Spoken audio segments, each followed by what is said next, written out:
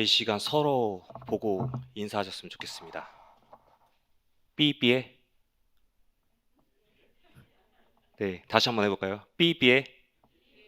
네, 보시다시피 외국어입니다. 좀 짐작 가시지 않나요? 미얀마어예요. 무슨 뜻이냐면 끝났다는 의미입니다. 어, 중동부를 제가 담당하게 되면서 제가 그 중동부 친구들한테 메시지를 하게 될 때 먼저 그 친구들한테 메시지를 받지 좀 분위기도 풀고 저도 긴장도 풀고 아무튼 그러기 위해서 이렇게 좀 독특한 인사말을 좀 많이 찾아봤었는데 오늘 할 때는 이 말만큼 가장 중요한 것 같아요. 다시 한번 해볼까요? 삐삐에.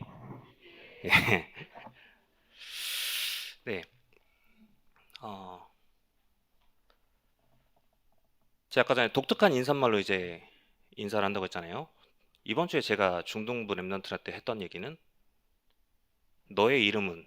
이라는 질문이었습니다. 네. 왜 이름 얘기를 했냐? 성경 속의 인물들은 물론이고 저희들한테 그 이름이라는 건 단순한 호칭 이상의 의미를 부여합니다. 특히나 성경 속 인물들은 더욱 그렇죠. 이름 이상의 의미, 그 가지고 있는 호칭 이외로 어쩌면은 그 삶까지 어떻게 그려볼 수 있는 그런 중대한 의미를 가지고 있습니다. 다니엘이 어떤 의미였냐면 하나님이 나의 심판자라는 의미였거든요. 말 그대로 다니엘의 인생은 오직 하나님만이 심판자인 것처럼 그의 삶을 살았습니다. 다른 예시를 들어보면은 모세 역시도 그렇죠. 모세도 물에서 건져낸 자라는 의미를 가지고 있잖아요. 그 이름처럼 모세 역시 출애굽을 하게 됐을 때 그 출애굽하는 과정에서 수많은 이스라엘 백성들을 애굽의 군사들에게서 그 물에서 건져낸 거나 마찬가지죠. 어, 제가 이 이름을 설명하면서 저도 제 이름에 대해서 알아봤거든요. 제 이름이 박종형이잖아요.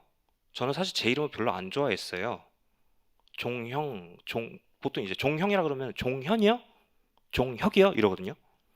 한 번에 못 알아들어요. 제가 종형이요. 형제할 때 형이요. 꼭 이래야 돼요. 그래갖고 사실 저는 제 이름 별로 안 좋아했어요. 근데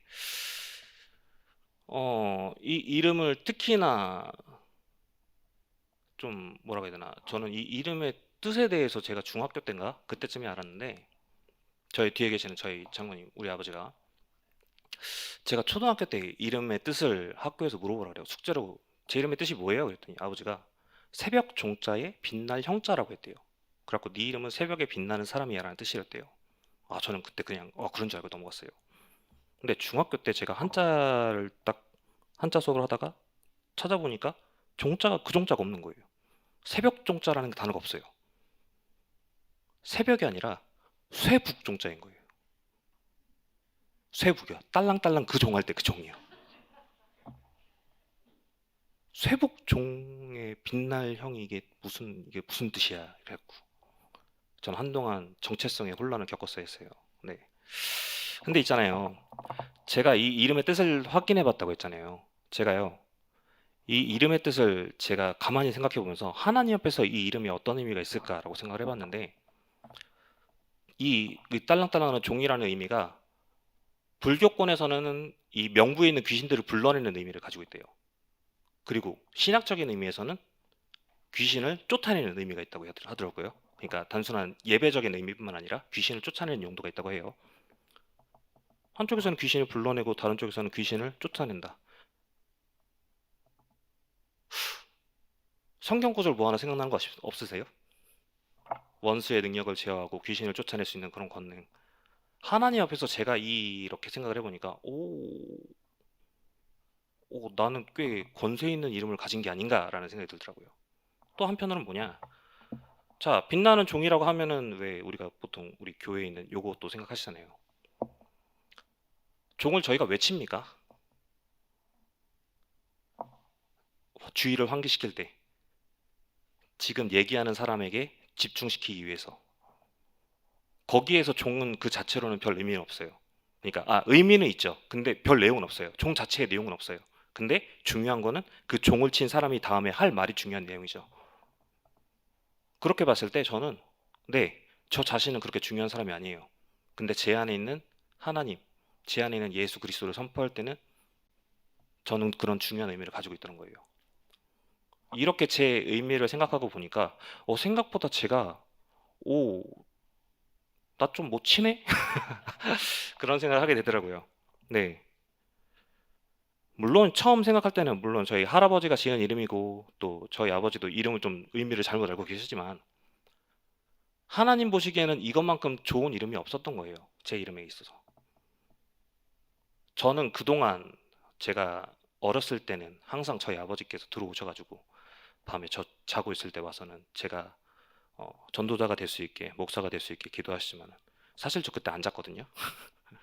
안 자면서 에이 쟤 무슨 목사예요. 아예 이랬어요. 그런 저였는데 지금에 봤을 때는 저는 태어날 때부터 하나님이 그렇게 정해놨다는 생각이 드는 거예요. 그렇게 되니까 제 인생이 벅찰 수밖에 없고 기대가 될 수밖에 없고 그럴 수밖에 없는 인생이죠. 그럼 여기서 질문입니다. 지금 여기 계신 성도님들 또 여기 계신 모든 분들의 이름은 하나님 앞에서 어떤 의미를 가지고 계신가요? 제가요, 이 이름을 생각하면서 제가 태어날 때부터 이 이름의 뜻을 가지고 있다 생각하니까, 내 인생은 이미 결론이 지어졌구나, 라는 생각이 들더라고요. 우리 인생은 분명히 하나님께서 결론을 지어 놓으셨습니다. 그걸 우리가 아직도 확인하는 과정이고, 아직 우리의 인생이 아직 멀었으니까 좀 기다리는 과정 속에서 지금 저희 현실이 안 보일 수도 있고, 환경에 보이지 않을 수도 있고, 그렇습니다만, 확실한 거는 저희 인생은 분명히 하나님 앞에서 결론이 나 있습니다. 그게 확실한 사실입니다. 우리가 성경을 보면서 성경에도 나와 있지 않습니까? 로마서 15장 4절에 무엇이든지 전에 기록된 바는 우리의 교훈을 위하여 기록된 것이니 우리로 하여금 인내로 또는 성경의 위로로 소망을 가지게 함이니라. 지금 여기에 수많은 사람들, 우리가 저번 주에는 바울의 얘기도 들었고 다니엘의 얘기도 들었고 이제 이번에는 아사왕의 얘기도 들었지만 이 수많은 사람들이 누렸던 얘기들, 이 수많은 사람들이 복음을 누렸고 복음 누리다가 실패했고 어떤 사람은 끝까지 성공하고 그런 사람들의 얘기가 모두 다 우리의 교훈으로 주어진 말씀이라고 했습니다.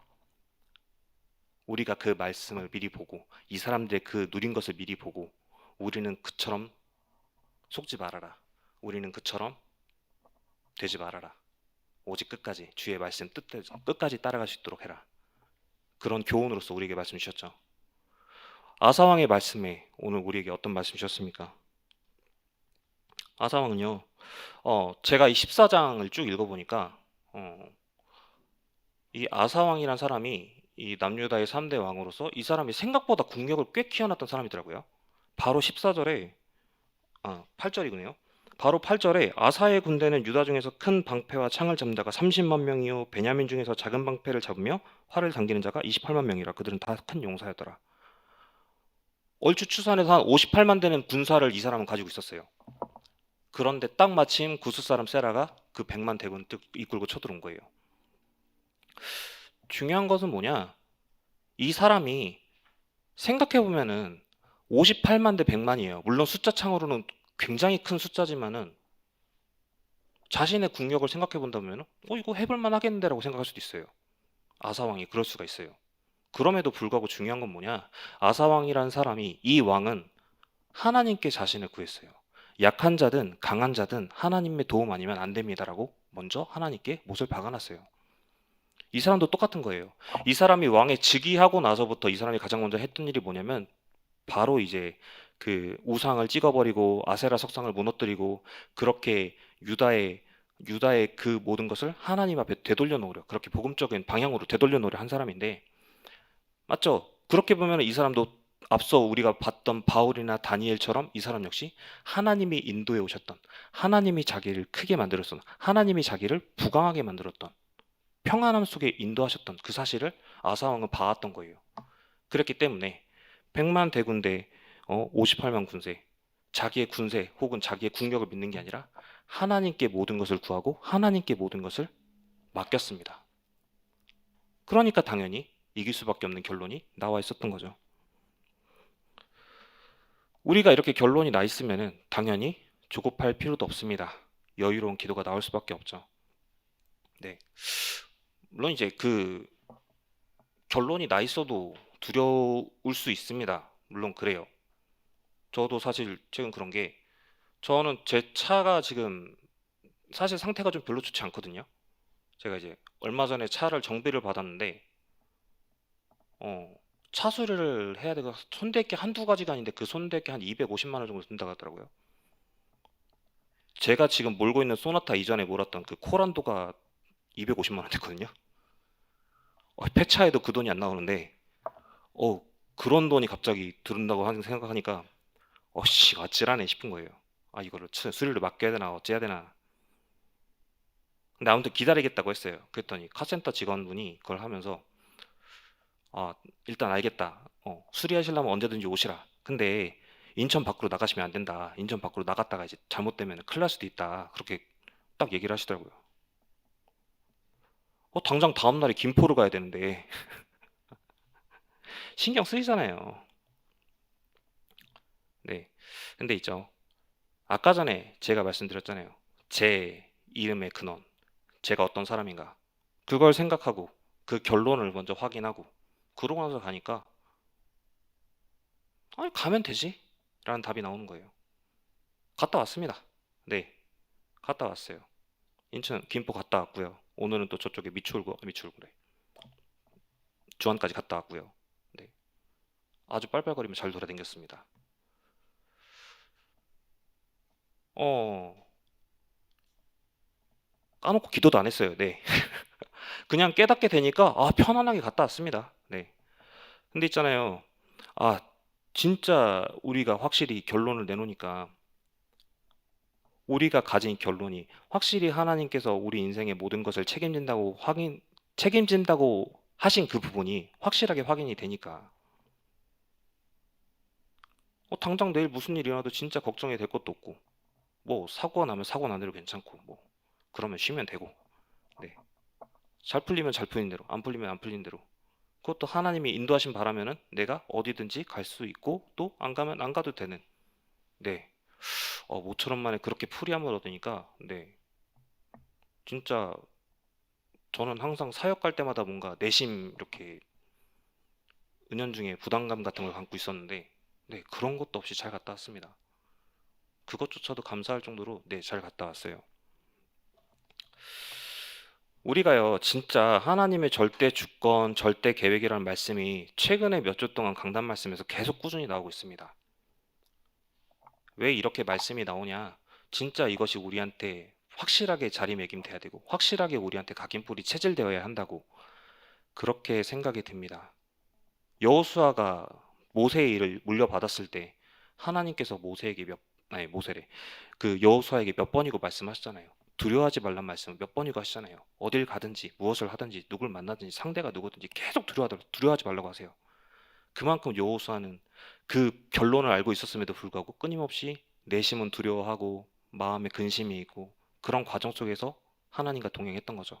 마찬가지로 우리에게 역시 그런 절대 주권과 절대 계획이 계속 말씀에 나온다면 계속 하나님께 우리가 기도해야 되고 기도응답 받고 우리가 어딜 가든지 하나님과 동행하기 괜찮다고 한다면 우리는 진짜 그 말씀을 믿고 우리 마음에 새겨야 되지 않을까요? 그래야지 믿습니다. 그래야 우리가 무엇을 하든지 어디에 있든지 그것이 절대적인 진짜 완전한 응답으로 우리에게 확인되게 되겠죠. 본문이 상당히 소홀하게 되는데 이 아사 왕이 그 기도하게 되니까 어떻게 되었습니까? 말 그대로 승리를 했잖아요. 백만 대군 앞에서 그 백만 대군을 딱 쳤는데 하나님이 먼저 치셨다고 했어요.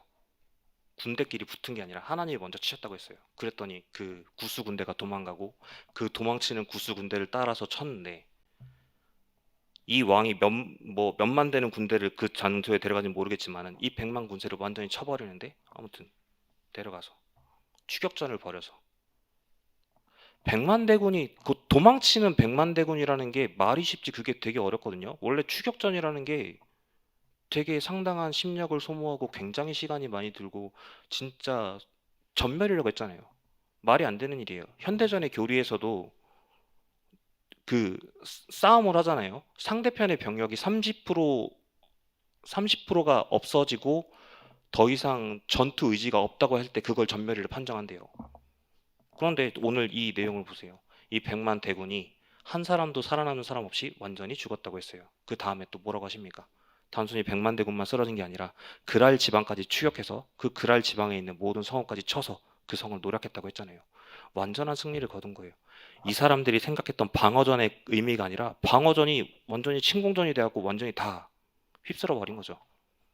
그런 절대적인 응답을 이 사람들은 체험했습니다. 그와 마찬가지로 우리 역시도 하나님께서 분명히 그런 역사를 예비해 두고 계십니다.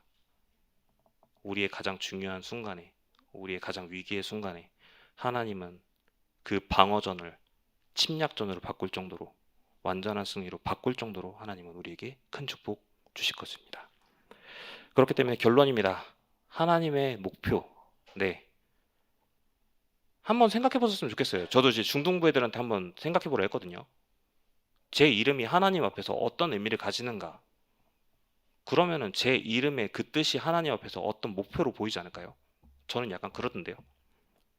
그렇게 되면은 우리가 우리 인생에 대한 하나님의 목표가 보일 것이고, 그 하나님의 목표가 보이게 되면은 목표가 있다면 그에 대한 준비도 역시 하나님이 하신다는 게 보이겠죠. 말 그대로 성삼위 하나님의 능력과 보좌의 축복과 그 비밀이 우리한테 분명히 임하겠죠. 그것이 확실히 우리에게 준비되어 있다는 사실, 확실히 우리를 위해 대비되어 있다는 사실, 우리가 그것만 찾아 누리고 그것만 확인하면 되는데, 그걸 위해서 우리가 말씀 받고 기도하는 것이 아닙니까? 그걸 위해서 우리가 매일 아침 매일 저녁 항상 하나님과 소통하며 기도하지 않습니까? 그게 24, 25 영원으로 우리에게 진짜 전무후무한 축복으로 이어지겠죠. 그런 결과를 미리 가진 확실한 응답과 기도 누리시는 임마누엘 교인교회 성도님 되기를 축원합니다. 이 시간 찬양하도록 하겠습니다. 주님의 은혜로 구원받아 우리의 모든 것을 인도하신 하나님을 찬양하기 원합니다. 하나님의 눈물 찬양하도록 하겠습니다.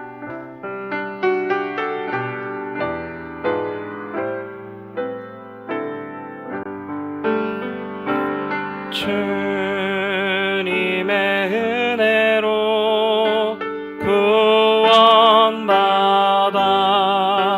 놀라운 축복을 누리다 보니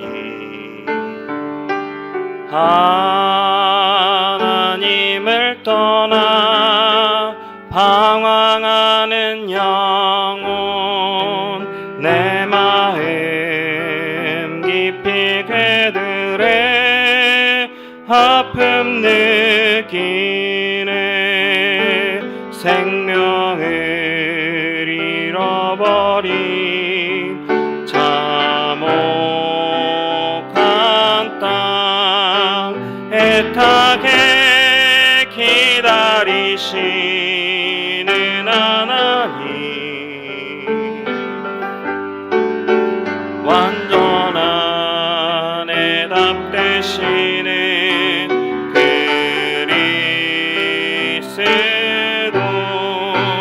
그들에게 생명이 필요하네 내 심령을 울리는 애통한 마음 그것은 하나님 사랑 하나님의 눈물 작은 손